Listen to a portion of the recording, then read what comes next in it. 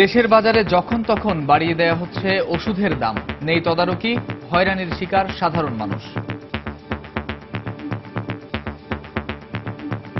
প্রতিদিনের জন্য দাম বাড়তেছে, যে পরিমাণে এমআরপি তার চেয়ে আরো বেশি দাম নিচ্ছে দোকানদারেরা। সিন্ডিকেট করে সব কোম্পানির এখন ওষুধের দাম বাড়াইছে, মূলত কেন বাড়তেছে আমরা এটাও জানতেছি না।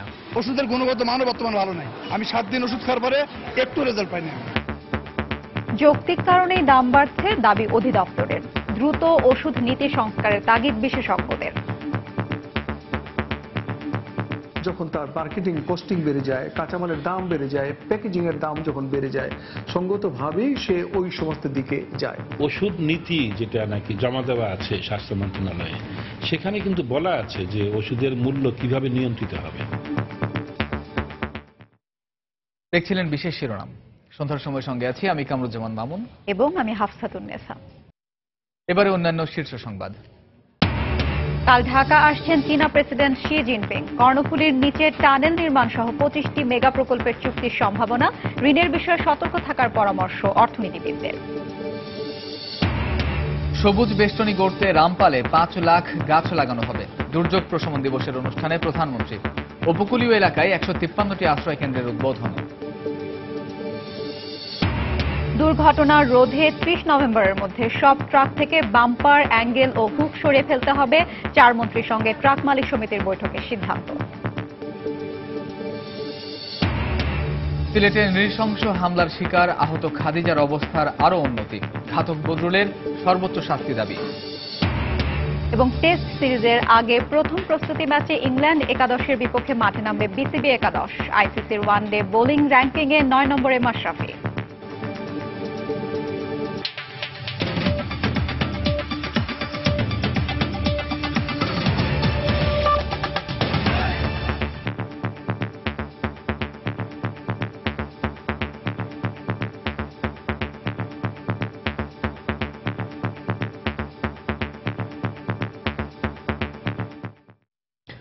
দেশের বাজারে পাল্লা দিয়ে বাড়ছে ওষুধের দাম।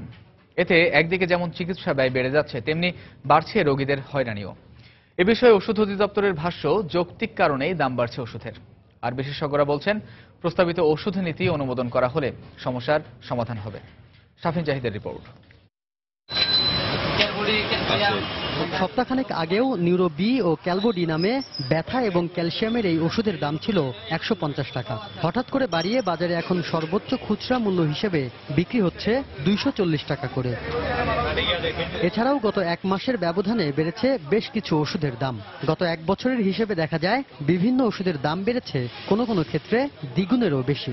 জরুরি ও অত্যাবশ্যকীয় এসব ওষুধের দাম বাড়ানোর ফলে চিকিৎসা ব্যয়ের পাশাপাশি বেড়েছে রোগী ও সংশ্লিষ্ট ব্যক্তিদের হয়রানিও। আগে ওষুধ নিছি না, এখন নিতে দাম সব বেড়ে গেছে। এই ট্যাবলেটটা ছিল আগে আপনার 150 টাকা, এখন বাড়ছিল আপনার 240 টাকা। আমার শুরু হলো স্কোয়ার, শেষ করে একবারে লাস্ট পর্যন্ত। পার পিছে 10টা বাড়লে খেতে পারে, কিন্তু 60টা বাড়ে কেমনে খাবে একটা রোগী? ওই একটা বাড়ানো দেখলে আর সবকিছুই এক সিরিয়ালে বাড়ায়। কিসের জন্য বাড়ায়, কি জন্য বাড়ায়, এটা তো আমাদের দেখার বিষয় না। দেশের বাজারে 14,000-এরও বেশি ওষুধ রয়েছে। এর মধ্যে জেনেরিক বা মূল ওষুধের সংখ্যা 3,000। আর জনস্বাস্থ্য রক্ষার স্বার্থে সরকার দাম নিয়ন্ত্রণ করে মাত্র 117টির। আর বাকিগুলোর ক্ষেত্রে দাম নির্ধারণের স্বাধীনতা ওষুধ ব্যবসায়ীদের হাতে। ওষুধের দাম বাড়ার কারণ জানতে বেশ কয়েকটি কোম্পানির সঙ্গে যোগাযোগের চেষ্টা করেও পাওয়া যায়নি তাদের। তবে সরকারের যে প্রতিষ্ঠানটি তদারকির দায়িত্বে রয়েছে, নীতিগত প্রশ্নের অজুহাত দেখিয়ে ওষুধ ব্যবসায়ীদের পক্ষেই সাফাই গাইলেন এর পরিচালক। নিশ্চয়ই প্রতিষ্ঠানগুলো কিছু লজিক, কিছু রেশনালিটি এগুলো কনসিডারেশন করে এগুলা করেছে। যখন তার মার্কেটিং কস্টিং বেড়ে যায়, কাঁচামালের দাম বেড়ে যায়, প্যাকেজিং এর দাম যখন বেড়ে যায়, সঙ্গতভাবেই সে ওই সমস্ত দিকে যায়। বর্তমানে দেশে ওষুধ প্রস্তুতকারী প্রতিষ্ঠানের সংখ্যা 736টি। এর মধ্যে শুধু অ্যালোপ্যাথিক ওষুধ তৈরি করে 207টি প্রতিষ্ঠান। আর হাতে গোনা কয়েকটি কোম্পানি নিয়ন্ত্রণ করে 80 থেকে 85% ওষুধের বাজার। বর্তমান সরকারের নির্বাচনী ইশতেহারের অন্যতম বিষয় ছিল স্বাস্থ্যনীতির অংশ হিসেবে জাতীয় ওষুধ নীতি প্রণয়ন করা। তাই বিশেষজ্ঞরা বলছেন, দ্রুত ওষুধের কোনো নীতি কার্যকর করা গেলে একদিকে যেমন ওষুধের নিরাপদ ব্যবহার সম্পর্কে নিশ্চিত করা যাবে, অন্যদিকে বিভিন্ন সময়ে ওষুধের দাম নিয়ে যে প্রশ্ন ওঠে সে বিষয়টিরও পরিত্রাণ পাওয়া যাবে। ওষুধ নীতি যেটা নাকি জমা দেওয়া আছে স্বাস্থ্য মন্ত্রণালয়ে, সেখানে কিন্তু বলা আছে যে ওষুধের মূল্য কিভাবে নিয়ন্ত্রিত হবে। ওষুধের মূল্য নিয়ন্ত্রণের ক্ষমতাটা কার থাকবে, কতটুকু থাকবে? তারা এও বলছেন ওষুধের দাম বাড়ার পেছনে অনেক ক্ষেত্রে দায়ী থাকেন বিক্রেতারাও। শাফিন জাহিদ, সময় সংবাদ, ঢাকা। একই পরিস্থিতি দেশের জেলা শহরগুলোতেও। সপ্তাহ ব্যবধানে ওষুধের দাম কয়েক গুণ বেড়ে যাওয়ায় বিপাকে পড়েছেন রোগীরা। আর ওষুধের দাম বাড়া নিয়ে ক্রেতাদের সঙ্গে বাকবিতণ্ডায় জড়িয়ে পড়লেও এর কারণ সম্পর্কে কোনো সদুত্তর দিতে পারেননি বিক্রেতারা। প্রতিদিনের জন্য দাম বাড়তেছে, যে পরিমাণে এমআরপি তার চেয়ে আরো বেশি দাম নিচ্ছে দোকানদারেরা। দেশে অনেকে বলে ওষুধ সাপ্লাই নাই, ওষুধের বিভিন্ন সিন্ডিকেট কাজ করে। ওষুধের গুণগত মানও বর্তমানে ভালো নাই। আমি 7 দিন ওষুধ খাওয়ার পরে একটু রেজাল্ট পাইনি। অ্যান্টিবায়োটিক ক্যাপসুল বা অন্যান্য যে ক্যাপসুলগুলো, গ্যাসের ক্যাপসুলগুলো আগের চেয়ে এত বেড়ে গেছে যে মানে গরিবের খাওয়া খুব কষ্টসাধ্য হয়ে গেছে। স্কয়ার কোম্পানি আপনার, তারপরে অ্যাস্ট্রো ফার্মা, বেক্সিমকো আপনার, তারপরে প্রায় সব কোম্পানি অনেক দাম বাড়াচ্ছে। এটা হট করে দাম বাড়িয়ে দিচ্ছে আমরা বলতে পারবো না। সিন্ডিকেট করে সব কোম্পানির এখন ওষুধের দাম বাড়াইছে। মূলত কেন বাড়তেছে আমরা এটাও জানতেছি না, কিন্তু আমরা বাড়তি দামে কিনতেছি, বরং বাড়তি দামে বিক্রি করতেছি। স্কয়ার কোম্পানি আমাদের অনেক প্রোডাক্ট স্টক রেখে বন্ধ রেখে মার্কেটে শর্ট ফেলে দেয়। তারপরে পরবর্তীতে যেমন এখন আগে ওনাদের নিরবি ছিল 150 টাকা, এখন এটা 8 টাকা করে ফেলছে, তাহলে 240 টাকা। কোম্পানি আমাদের কোনো ইনফরমেশন দেয় না দাম বাড়বে যে। রাতের দাম বললে সকালে বলে নতুন দাম, আমাদের করার কিছু নেই। ফার্মাসিউটিক্যাল কোম্পানিরা বিভিন্ন ফোল্ডার তৈরি করে, ওই ফোল্ডারের পিছনে পয়সা খরচ না করে ওই পয়সাটা যদি ওষুধের ইয়েতে করে তাহলে কিন্তু অনেক বেনিফিটেড হবে। যেন 5 টাকাটা কিন্তু আমি এখন হয়েছে 10 টাকা, এখন কি সবার পক্ষে সম্ভব? গরিব লোকেরা, মেহনতি মানুষেরা এই ওষুধ কিনা খাওয়ার মতো কোনো ব্যবস্থা নাই। সমিতির নাম করে ফার্মাসিউটিক্যালেরা এরা আর জনগণের মারার জন্য এরা করে দেয়, এদের জন্য জনগণ ওষুধ কিনতে পারে না। প্রধানমন্ত্রী শেখ হাসিনা বলেছেন, রামপালে বিদ্যুৎ কেন্দ্রকে ঘিরে সবুজ বেষ্টনী গড়ে তুলতে লাগানো হবে 5 লাখ গাছ। সকালে আন্তর্জাতিক দুর্যোগ প্রশমন দিবস 2016 এর উদ্বোধনী অনুষ্ঠানে বক্তব্য রাখেন প্রধানমন্ত্রী। এ সময় সাহসিকতার সাথে প্রাকৃতিক দুর্যোগ মোকাবেলায় জনগণের প্রতি আহ্বানও জানান প্রধানমন্ত্রী। এর আগে ঘূর্ণিঝড় ও বন্যা দুর্গতদের সাহায্যে দেশের বিভিন্ন জেলায় 153টি আশ্রয় কেন্দ্রের উদ্বোধন করেন তিনি। অনুষ্ঠানে আরো উপস্থিত আছেন। দুর্যোগ ঝুঁকি কমাতে হলে কৌশলসমূহ বলতে হবে স্লোগানে বৃহস্পতিবার রাজধানীর ওসমানী স্মৃতি মিলনায়তনে আন্তর্জাতিক দুর্যোগ প্রশমন দিবসের উদ্বোধন করেন প্রধানমন্ত্রী। অনুষ্ঠানে প্রধানমন্ত্রী শেখ হাসিনা ঘূর্ণিঝড় ও বন্যা মোকাবেলায় দেশের বিভিন্ন এলাকায় 153টি আশ্রয় কেন্দ্রের ডিজিটাল পদ্ধতিতে উদ্বোধন করেন। প্রধানমন্ত্রী বলেন, বৈশ্বিক উষ্ণতার শিকার হচ্ছে বাংলাদেশ।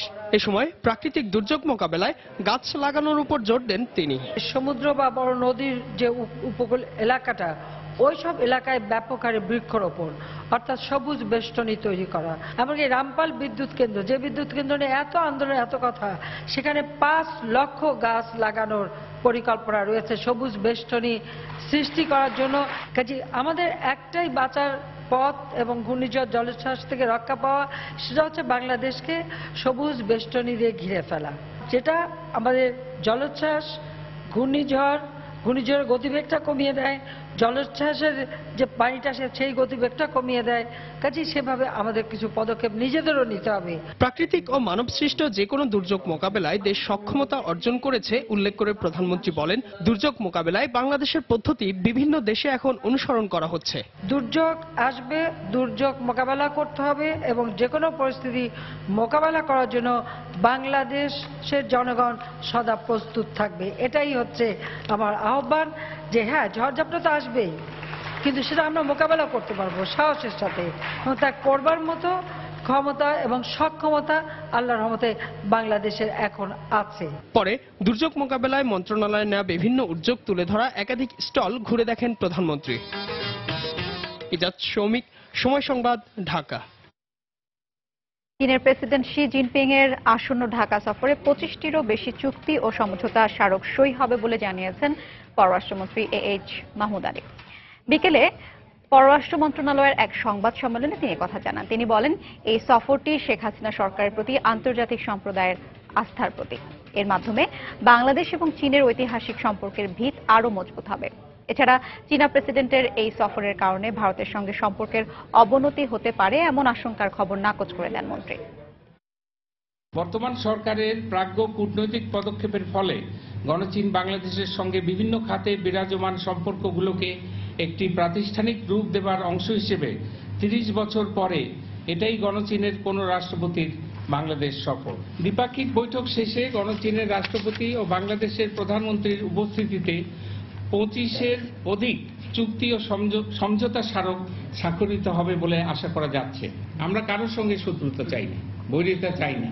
আমরা জাতীয় আদর্শের ভিত্তিতে আমাদের পররাষ্ট্রনীতি অনুসরণ করি। আমাদের জাতীয় স্বার্থ এবং এই যেটা পররাষ্ট্রনীতির মূলনীতি, যেটা জাতির জনক বঙ্গবন্ধু আমাদের তৈরি করেছিলেন, আমাদেরকে দেখিয়েছিলেন, আমরা সেই পথেই অগ্রসর হচ্ছি।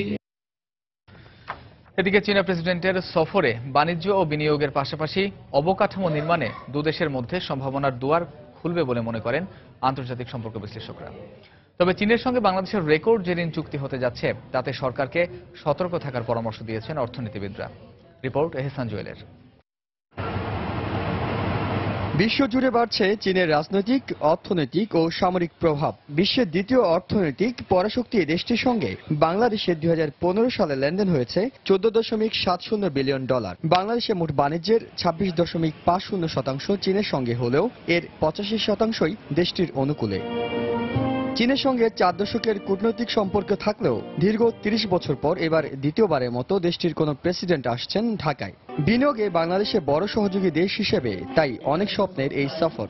সংশ্লিষ্ট সূত্রগুলো বলছে 25টি প্রকল্পে 20 বিলিয়নেরও বেশি আর্থিক সহযোগিতার জন্য চীনের কাছে প্রস্তাব পাঠানো হলেও 12 বিলিয়নের মতো সহযোগিতার আশ্বাস আসতে পারে। উল্লেখযোগ্য মেগা প্রকল্পগুলোর মধ্যে গুরুত্ব পাচ্ছে অবকাঠামো, বিদ্যুৎ, সড়ক যোগাযোগ, তথ্য প্রযুক্তি ও ব্লু ইকোনমি খাতে। এই ভিজিটে আমরা যে জিনিসটা হবে, চায়না যেটা চাইবে যে এই অঞ্চল যেন সুসংগত হয়। উন্নয়ন যেটা করছে সামরিকভাবে, অর্থনৈতিকভাবে, সেটা শান্তিপূর্ণভাবে করছে, অন্য কোনো রাষ্ট্র যেন হুমকি সৃষ্টি না করে। তো বাংলাদেশ স্বাভাবিকভাবেই এই চীনের এই ধরনের পররাষ্ট্রনীতি প্রচন্ডভাবে উৎসাহিত বোধ করছে। সেটাও একটা ফিজিবিলিটি হবে যে এই অঞ্চলের ট্রেড বিজনেস করতে গেলে, ব্লু ইকোনমি ডেভেলপ করতে গেলে চায়না কতটুকু সহায়তা করতে পারে। এই সফরে বাংলাদেশের সাথে কোনো দেশের রেকর্ড ঋণ চুক্তি হওয়ার সম্ভাবনা রয়েছে। তাই অর্থনীতিবিদরা বলছেন চীনের কঠোর ঋণ নীতির ব্যাপারে সতর্ক হয়ে পদক্ষেপ নিতে হবে বাংলাদেশকে। সরকারের উচিত হবে এই প্রকল্পগুলো নিয়ে নেগোসিয়েট কালে যেন সুদের হারটি যাতে যথাসম্ভব নিচু পর্যায়ে রাখা যায়। সবচেয়ে ভালো হয় যদি 1% নিচে, যেভাবে আমরা মাল্টিলেটারাল এজেন্সিগুলো থেকে টাকা পাই তার কাছাকাছি যদি রাখা যায়, 2 বা 3 না করে 10 বছরের মতো গ্রেস পিরিয়ড এবং রিপেমেন্ট পিরিয়ড যদি এজেন্সিগুলো যেভাবে দিয়ে থাকে 30-40 বছরের, এরকম যদি করে নেওয়া যায় তাহলে আমাদের দীর্ঘমেয়াদে এই সমস্ত ঋণের যে রিপেমেন্টের জন্য যে একটা ডেট রিপেমেন্টের যে চাপ, সেটি তুলনামূলকভাবে সহনীয় হবে। সফরে রাষ্ট্রপতি, প্রধানমন্ত্রী এবং স্পিকারের সাথে বৈঠক করবেন চীনের প্রেসিডেন্ট। শি জিনপিং এর ওয়ান বেল্ট ওয়ান রোড প্রকল্পে বাংলাদেশের যোগদানের যে প্রস্তাবনা, সেটি চূড়ান্ত হতে পারে এই সফরে। এছাড়া মধ্যমায়ের দেশের পথে বাংলাদেশের যে অগ্রযাত্রা, সেখানে অবকাঠামো এবং সড়ক যোগাযোগ খাতে যে ব্যাপক বিনিয়োগ প্রয়োজন, সে চাহিদার অনেকটুকু মিটতে পারে এইবার। তাই কূটনৈতিক ও বাণিজ্যিক সম্পর্ক বিশ্লেষকদের আগ্রহের জায়গা চীনের প্রেসিডেন্টের এই সফর থেকে কতটা কৌশলী হতে পারে বাংলাদেশ। এহসান জুয়েল, সময় সংবাদ, ঢাকা। এদিকে সব জটিলতার অবসান ঘটিয়ে চীনা প্রেসিডেন্টের সফরে বাস্তবে রূপ পেতে যাচ্ছে কর্ণফুলী নদীর তলদেশে টানেল নির্মাণ। এর ব্যয় ধরা হয়েছে 8,000 কোটি টাকা। এই টানেলকে কেন্দ্র করে দক্ষিণ চট্টগ্রামের আনোয়ারায় চীনের সাংহাই নগরীর আদলে গড়ে উঠবে বিশেষ অর্থনৈতিক জোন চায়না সিটি, যেখানে 750 একর জায়গায় স্থান পাবে 150 ভারী শিল্প কারখানা। কাল বাংলাদেশের প্রধানমন্ত্রী শেখ হাসিনা এবং চীনের প্রেসিডেন্ট শি জিনপিং এর এই দুটি প্রকল্পের ভিত্তিপ্রস্তর স্থাপনের কথা রয়েছে। বিস্তারিত জানাচ্ছেন কমল দে। একসময় চট্টগ্রামের কর্ণফুলী নদীর তলদেশে টানেল নির্মাণকে কল্পনা বলে মনে করা হতো। তবে সব জল্পনা কল্পনার অবসান ঘটিয়ে 8,000 কোটি টাকার বৃহৎ এই প্রকল্পের বাস্তব রূপ দিতে 14 অক্টোবর বাংলাদেশ আসছেন চীনের রাষ্ট্রপতি শি জিনপিং। বাংলাদেশের প্রধানমন্ত্রী শেখ হাসিনার সাথে তিনি যৌথভাবে 3,140 মিটার দৈর্ঘ্যের এই টানেলের ভিত্তিপ্রস্তর স্থাপন করবেন বলে আশা করা হচ্ছে। চাইনিজ বিনিয়োগকারীরা সরাসরি বিনিয়োগ করতে পারবেন 774 একর জমিতে। এই চাইনিজ ইকোনমিক জোনটা আগামী 14 তারিখ চায়নার প্রেসিডেন্ট যখন আসবেন, ওনার সাথে আমাদের মাননীয় প্রধানমন্ত্রী শেখ হাসিনা যৌথভাবে এটার ভিত্তিপ্রস্তর স্থাপন করবেন এবং এটা ঢাকা থেকে সরাসরি করা হবে। চীন সরকারের আর্থিক সহায়তায় নগরী পতেঙ্গার নেভাল থেকে শুরু হয়ে এ টানেল শেষ হবে দক্ষিণ চট্টগ্রামের আনোয়ারায়। নদীর তলদেশ দিয়ে চলাচল করবে সব ধরনের যানবাহন। আর আনোয়ারা বিশেষ অর্থনৈতিক অঞ্চলে সাংহাই নগরীর অনুকরণে গড়ে তোলা হবে সবগুলো স্থাপনা। ঢাকা বা বাংলাদেশের প্রত্যন্ত অঞ্চল থেকে কক্সবাজারের একটা কানেক্টিভিটি ডেভেলপ করবে এবং এই কানেক্টিভিটির ফলে দক্ষিণ চট্টগ্রামে একটা নতুন শহর গড়ে ওঠার সম্ভাবনা দেখা দিয়েছে। অর্থনৈতিক অঞ্চলে মূলত জাহাজ নির্মাণ, তৈরি পোশাক, ঔষধ, বৈদ্যুতিক সামগ্রী, প্লাস্টিক, তথ্য প্রযুক্তি এবং মেডিকেল যন্ত্রপাতি নির্মাণ কারখানা গড়ে তোলা হবে, যার 30% বিনিয়োগ করবে চীন সরকার এবং বাকিটুকু বিনিয়োগ করবে দেশটির ব্যবসায়ীরা। টেক্সটাইল এবং টেক্সটাইলের অ্যাক্সেসরিজ রিলেটেড ইন্ডাস্ট্রিজ এখানে রিলোকেট হবে। এছাড়া কেমিক্যাল সেক্টরের বেশ কিছু ইন্ডাস্ট্রিজ এখানে হবে। প্রযুক্তিভিত্তিক অনেক শিল্প চীনারা, এমনকি রিসার্চ সেন্টারও এখানে স্থাপিত হইতে পারে। চায়না সিটি গড়ে তোলার জন্য 291 একর খাস জমি বাংলাদেশ ইকোনমিক জোনের কাছে হস্তান্তর করা হয়েছে। এছাড়া আরো 430 একর জায়গা অধিগ্রহণের পর্যায়ে রয়েছে। কমল দে, সময় সংবাদ, চট্টগ্রাম। সন্ধ্যার সময় আরো থাকছে। অবৈধভাবে লিবিয়া পাঠানোর সময় শাহ আমানত বিমানবন্দর থেকে 39 জন আটক। পাচারের জন্য দেশের বিভিন্ন স্থান থেকে আনা হয় চট্টগ্রামে।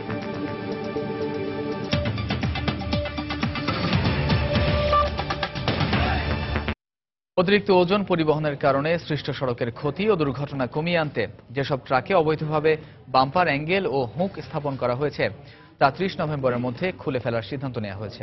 দুপুরে সচিবালয়ে সড়ক পরিবহন ও সেতু মন্ত্রণালয়ের সভাকক্ষে এক্সেল লোড নীতিমালা অনুসারে ওজন বিষয়ক আন্তঃমন্ত্রণালয় সভায় সিদ্ধান্ত হয়। সড়ক পরিবহন ও সেতুমন্ত্রী ওবায়দুল কাদের এর সভাপতিত্বে অনুষ্ঠিত সভায় নৌমন্ত্রী শাহজাহান খান, খাদ্যমন্ত্রী অ্যাডভোকেট কামরুল ইসলাম ও রেলমন্ত্রী মুজিবুল হক উপস্থিত ছিলেন। এছাড়া বাস, ট্রাক ও কাভার্ড ভ্যান মালিক ও শ্রমিকদের বিভিন্ন সংগঠনের প্রতিনিধিরা সভায় উপস্থিত ছিলেন। পরে ওবায়দুল কাদের বলেন, ট্রাকের অতিরিক্ত ওজন কমিয়ে আনতে অবৈধভাবে স্থাপিত এসব বাম্পার, অ্যাঙ্গেল ও হুক অপসারণ করতে হবে। এছাড়া 32 টনের অতিরিক্ত ওজন পরিবহন করতে হলে ট্রাকে 6 মাসের মধ্যে আলাদা এক্সেল যুক্ত করতে হবে। আলোচনা ছাড়া হঠাৎ করে ধর্মঘট ডেকে দেশের অর্থনীতিকে জিম্মি না করতে শ্রমিক মালিকদের প্রতি আহ্বান জানান মন্ত্রী।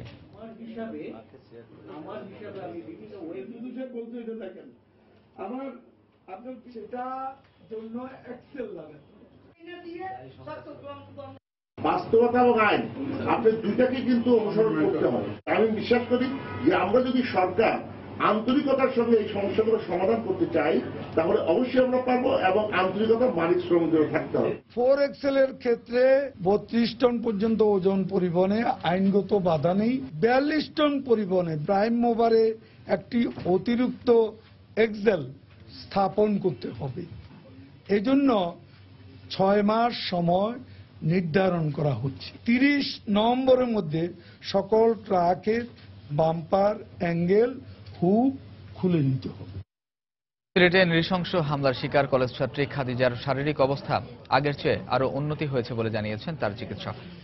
গতকাল তার লাইফ সাপোর্টও খুলে ফেলা হয়েছে বলে জানান তিনি। এদিকে খাদিজা ধীরে ধীরে সুস্থ হয়ে ওঠায় পরিবারে স্বস্তি ফিরে আসলেও ঘাতক বদরুলের সর্বোচ্চ শাস্তি দাবি করেছেন তারা। কেটে গেছে নৃশংসতার 11টি দিন, তবে এখনো কাটেনি শঙ্কা। উদ্বেগ আর উৎকণ্ঠায় প্রতীক্ষা খাদিজার পুরোপুরি সুস্থ হয়ে ওঠার অপেক্ষায়। যদিও প্রতিদিনই একটু একটু করে উন্নতির দিকে কলেজ ছাত্রী খাদিজার অবস্থা। খাদিজার চিকিৎসক রেজাউল সাত্তার সময় সংবাদকে জানিয়েছেন, বুধবার পরীক্ষামূলকভাবে খুলে ফেলা হয় খাদিজার লাইফ সাপোর্ট।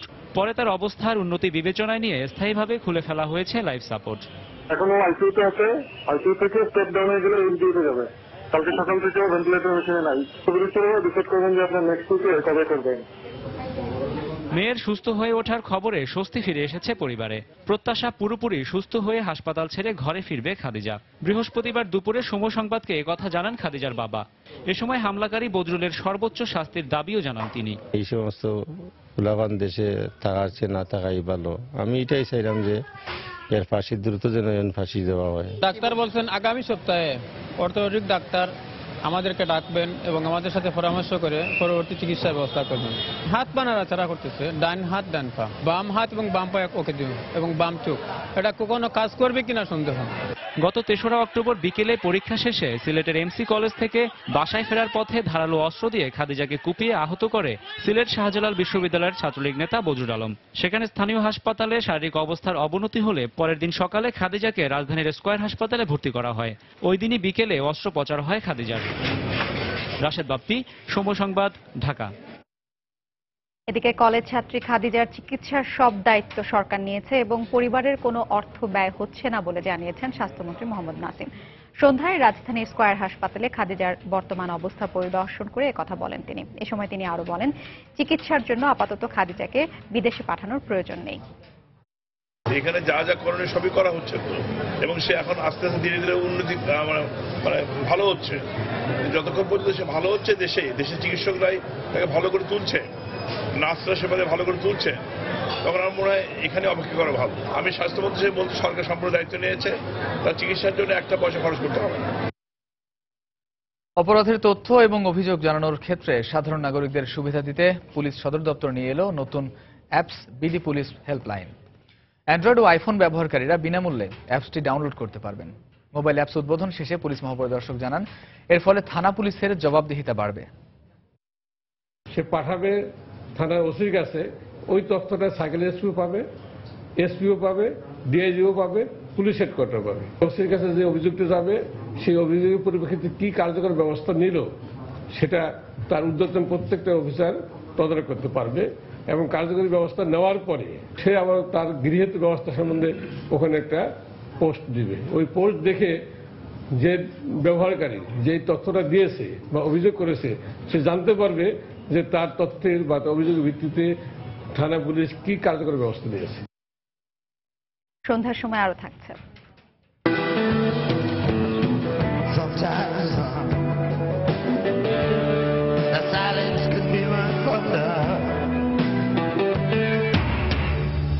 এবছর সাহিত্যে নোবেল পেলেন মার্কিন সঙ্গীত শিল্পী বব ডিলান। যুক্তরাষ্ট্রের সঙ্গীত ঐতিহ্যে কাব্যিক দোতনা সৃষ্টির জন্যই এই পুরস্কার।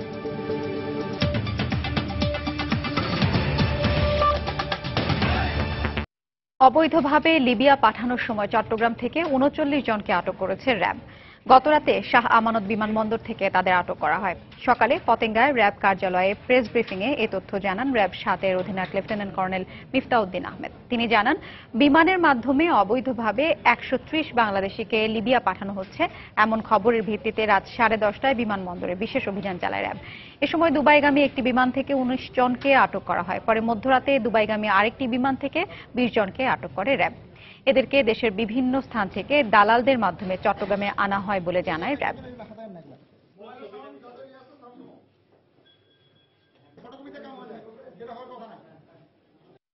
তারা সারা বাংলাদেশের বিভিন্ন জায়গা থেকে বিভিন্ন দালালের মাধ্যমে লোক সংগ্রহ করে এবং পরবর্তীতে কিছু লোক এসে তাদেরকে ভিসা এবং টিকিটগুলো দেয়, এবং তাদের যাতায়াতের রুট হচ্ছে চট্টগ্রাম থেকে দুবাই, তারপরে তুরস্কে ইস্তাম্বুল, আঙ্কারা এবং পরবর্তীতে লিবিয়া ট্রিপলি। সেখান থেকে পরবর্তী তারা ইউরোপ, বিশেষত ইটালিতে যাওয়ার চেষ্টা করে। জিজ্ঞাসাবাদ করে এবং নানা সূত্রে আমরা এই পর্যন্ত জানতে পেরেছি প্রায় 30 জন দালালের নাম ঠিকানা আমরা পেয়েছি এবং 2টি ট্রাভেল এজেন্সি।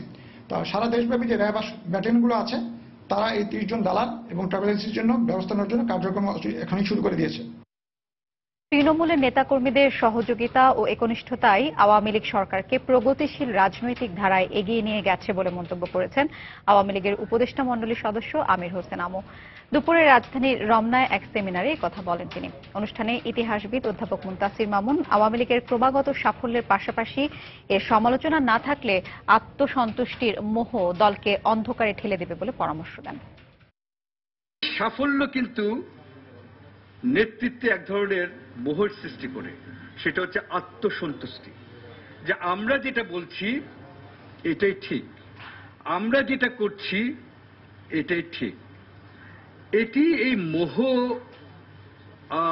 বৃদ্ধি পেলে এটা কিন্তু দলকে বিচ্ছিন্ন করে ফেলবে। আওয়ামী লীগ তো পরনির্ভরশীল, পর কোনো দেশের শক্তির উপরে নির্ভরশীল নয়। আওয়ামী লীগ এই দেশের তৃণমূলের শক্তি নিয়েই নির্ভরশীল। ভারতের বিরুদ্ধে আন্তর্জাতিক আদালতে মামলা করে, মায়ানমারের বিরুদ্ধে মামলা করে তিনি সমুদ্র জয় করেছেন। অর্থাৎ আমার বাড়ি আছে, সীমানা নাই, তেমনি একটি রাষ্ট্র ছিল, সীমানা ছিল না। শেখ হাসিনার জন্যই আজকে বাংলাদেশ একটি পরিপূর্ণ রাষ্ট্রে পরিণত। বিএনপির স্থায়ী কমিটির সদস্য ডক্টর খন্দকার মোশাররফ হোসেন বলেছেন, বেগম জিয়া সহ দলের শীর্ষ নেতাদের কারাগারে পাঠিয়ে প্রহসনের নির্বাচন দিয়ে ক্ষমতায় টিকে থাকার ষড়যন্ত্র করছে বর্তমান সরকার। বিকেলে জাতীয় প্রেস ক্লাবে ঢাকা মহানগর বিএনপি আয়োজিত এক প্রতিবাদ সভায় তিনি এ অভিযোগ করেন। 111 মামলা আজকে তারা নতুন করে আজকে শুরু করেছে, দ্রুতভাবে সম্পন্ন করার চেষ্টা করছে। কেন? আজকে এই সরকার পরিকল্পনা করছে বিএনপির দেশনেত্রী বেগম খালেদা জিয়া থেকে শুরু করে সকল সিনিয়র নেতাদেরকে মিথ্যা মামলায় শাস্তি দিয়ে তাদেরকে বাদ দিয়ে এই দেশে তারা আবার 2014 জানুয়ারির মতো একটি নির্বাচনের প্রহসনের আবার পুনরাবৃত্তি করবে। জয়পুরহাটের কয়া সীমান্তে 2 শিশুসহ 5 রোহিঙ্গাকে আটক করেছে বিজিবি। গতকাল রাতে সীমান্তবর্তী গ্রামে অভিযান চালিয়ে তাদের আটক করা হয়। বিজিবির কয়া ক্যাম্প কমান্ডার মনসুর আলী জানান, মিয়ানমার থেকে বেশ কয়েকজন রোহিঙ্গা ভারতে যাওয়ার জন্য কয়া সীমান্ত এলাকায় অবস্থানের খবর পায় তারা। এ সময় কয়া গ্রামে অভিযান চালিয়ে স্থানীয় আশরাফের বাড়ি থেকে তাদের আটক করা হয়।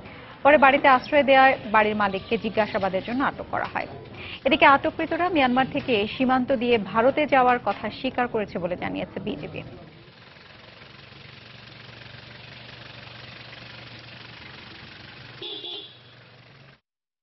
বাংলাদেশের উপর থেকে ভারতবর্ষে যাই বসবাস করতে যে আমাদের বাবা মা আগে চলে গেছে, আমরা পরের থেকে যাচ্ছি। আমাদের বাসা মায়ের মাঠে স্যার। কান্দাকাটি করছিল দোকানের সামনে, তাই আমি আবার কয়া নিতে আসছি, নিয়ে এসে ওদের দিকে কান দিচ্ছে 7:30 কি 8:30 ইনকা বাজে।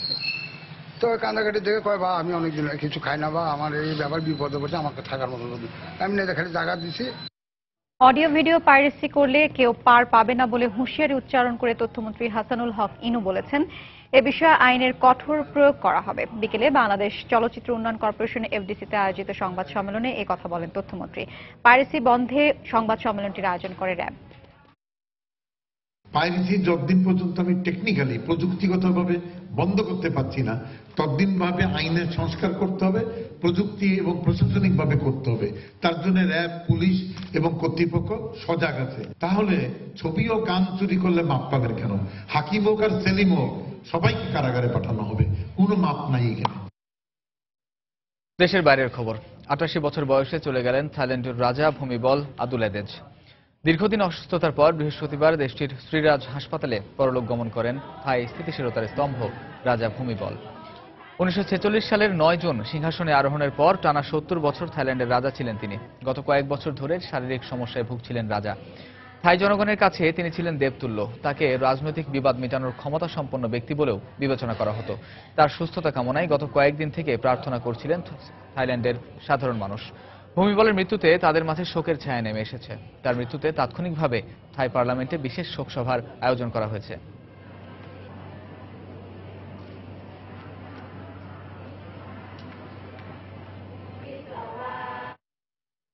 সাহিত্যের নোবেল পুরস্কার পেলেন প্রখ্যাত মার্কিন সঙ্গীত শিল্পী বব ডিলান। যুক্তরাষ্ট্রের সঙ্গীত ঐতিহ্যে নতুন কাব্যিক দোতনা সৃষ্টির স্বীকৃতি হিসেবে তাকে এই পুরস্কারে ভূষিত করা হয় বলে জানিয়েছে royal Swedish academy of science. Dylan প্রায় 50 বছর ধরে সঙ্গীত জগতে সক্রিয় রয়েছেন। এখনও তিনি গান লেখেন ও পরিবেশন করেন। 1971 সালে মুক্তিযুদ্ধ চলাকালে বাংলাদেশের পক্ষে নিউ ইয়র্কে আয়োজিত কনসার্ট ফর বাংলাদেশে জর্জ হ্যারিসন, রবি শঙ্করের সঙ্গে বব ডিলানও ছিলেন। 10 ডিসেম্বর স্টকহোমে ডিলানের হাতে এই পুরস্কার তুলে দেওয়া হবে। How many roads must a man walk down before you call him a man? Bob Dylan পারিবারিক নাম রবার্ট এলেন জিমারম্যান। 19 শতকে যে কয়েকজন পশ্চিমা গীতিকার ও শিল্পী বিশ্ব সঙ্গীতে বক্তব্য নির্ভর নতুন গানের ধারা সৃষ্টি করেছেন, ডিলান তাদের অন্যতম।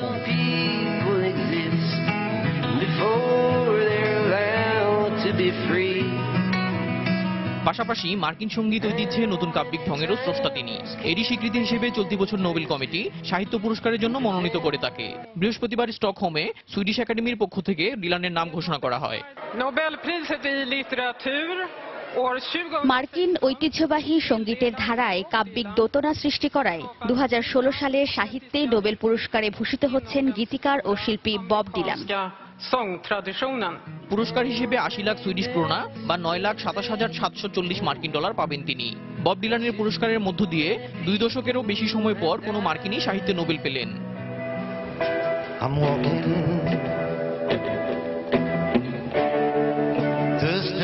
1941 সালে মিনেসোটায় জন্ম নেওয়া ডিলান 1959 সালে সঙ্গীত জীবন শুরু করেন। 75 বছর বয়সী ডিলান চলতি বছরের মে মাসে তার 37তম অ্যালবাম প্রকাশ করেন। 5 দশকেরও বেশি সময় ধরে গেয়েছেন ফোক, কান্ট্রি, ব্লুজ ও গসপেল ধারার অসংখ্য গান।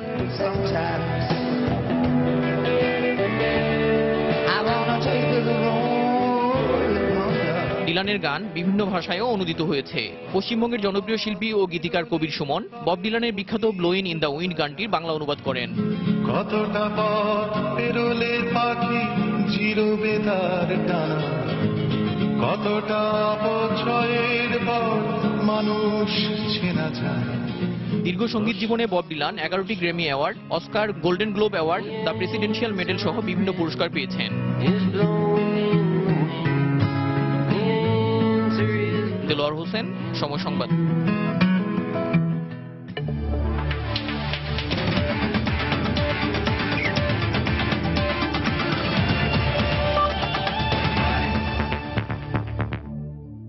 বিসিবি ও ইংল্যান্ড একাদশের প্রস্তুতি ম্যাচের খবর। ওয়ানডে সিরিজ শেষে একদিনের বিরতি দিয়ে আবারও মাঠে নামবে ইংল্যান্ড। বাংলাদেশের বিপক্ষে টেস্ট সিরিজের আগে নিজেদের অনুশীলন পর্ব সেরে নিতে বিসিবি একাদশের বিপক্ষে প্রস্তুতি ম্যাচ খেলবে তারা। ম্যাচের জন্য বৃহস্পতিবার বিকেলে চট্টগ্রাম পৌঁছেছেন বিসিবি একাদশের ক্রিকেটাররা। চট্টগ্রাম এম এ আজিজ স্টেডিয়ামে ম্যাচটি শুরু হবে সকাল 10টায়। ওয়ানডে সিরিজ হারলেও টেস্ট সিরিজে বাংলাদেশকে নিয়ে প্রত্যাশার বেলুনটা আকাশচুম্বী টাইগার সমর্থকদের। সেই টেস্ট সিরিজ শুরুর আগে অবশ্য প্রতিপক্ষ ইংল্যান্ডকে প্রস্তুতির জন্য সুযোগ করে দিয়েছে Bangladesh cricket board BCB. BCB একাদশের বিপক্ষে দুটি 2 দিনের প্রস্তুতি ম্যাচ খেলার সুযোগ পাচ্ছে ইংলিশরা, যার প্রথমটিতে এম এ আজিজ স্টেডিয়ামে মাঠে নামবে থ্রি লায়নরা।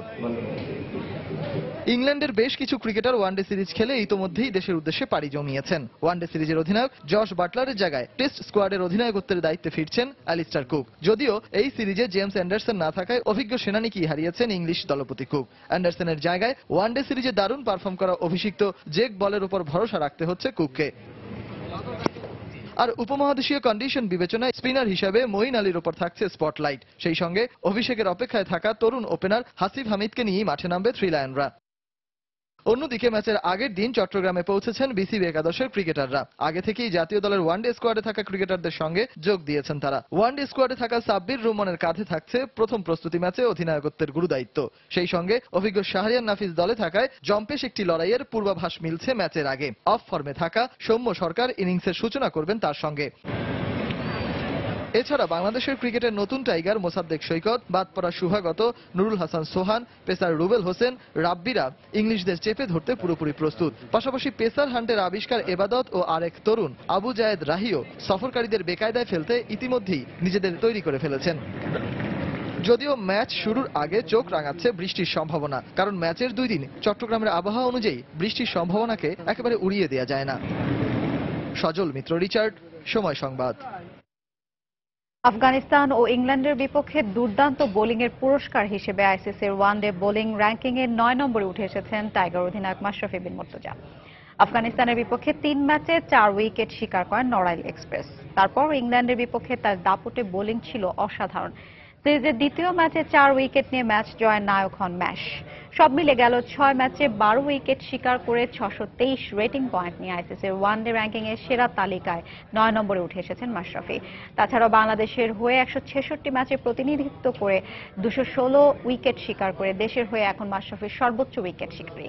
এছাড়াও 660 রেটিং পয়েন্ট নিয়ে 6 নম্বর স্থান ধরে রেখেছেন টাইগার অলরাউন্ডার সাকিব আল হাসান।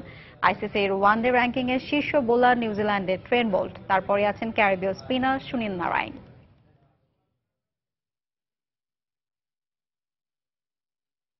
সন্ধ্যার সময় পর্যায়ে শীর্ষ সংবাদ জানিয়ে দিচ্ছি আরেকবার। দেশের বাজারে যখন তখন বাড়িয়ে দেওয়া হচ্ছে ওষুধের দাম, হয়রানির শিকার সাধারণ মানুষ, প্রস্তাবিত ওষুধ নীতি দ্রুত অনুমোদনের তাগিদ। কাল ঢাকা আসছেন চীনা প্রেসিডেন্ট শি জিনপিং। কর্ণফুলীর নিচে টানেল নির্মাণ সহ 25টি মেগা প্রকল্পের চুক্তির সম্ভাবনা। ঋণের বিষয়ে সতর্ক থাকার পরামর্শ অর্থনীতিবিদদের। সবুজ বেষ্টনী গড়তে রামপালে 5 লাখ গাছ লাগানো হবে। দুর্যোগ প্রশমন দিবসের অনুষ্ঠানে প্রধানমন্ত্রী। উপকূলীয় এলাকায় 153টি আশ্রয় কেন্দ্রের উদ্বোধন। দুর্ঘটনা রোধে 30 নভেম্বরের মধ্যে সব ট্রাক থেকে বাম্পার অ্যাঙ্গেল ও হুক সরিয়ে ফেলতে হবে। 4 মন্ত্রীর সঙ্গে ট্রাক মালিক সমিতির বৈঠকে সিদ্ধান্ত। সিলেটে নৃশংস হামলার শিকার আহত খাদিজার অবস্থার আরও উন্নতি। চিকিৎসার সব দায়িত্ব সরকারের, বিদেশে পাঠানোর প্রয়োজন নেই জানালেন স্বাস্থ্যমন্ত্রী। এবং টেস্ট সিরিজের আগে প্রথম প্রস্তুতি ম্যাচে ইংল্যান্ড একাদশের বিপক্ষে মাঠে নামবে বিসিবি একাদশ। আইসিসির ওয়ান ডে বোলিং র্যাঙ্কিংয়ে 9 নম্বরে মাশরাফি।